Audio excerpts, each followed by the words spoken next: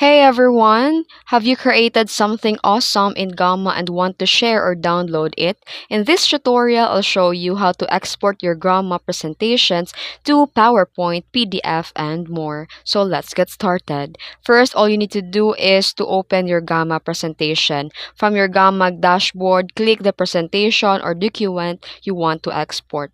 Then click the Share button in the upper right corner of the screen. A pop-up menu will appear in several options. Then here you can export or choose your export format. You can see options like download as PDF, download as PPT, or print, view, or PNG, and just simply click the format you want and the Gamma will generate the file for you. And also you can customize before exporting. You can adjust the layout settings, choose a slide orientation, and include and exclude animations and more. Then after that, download and share.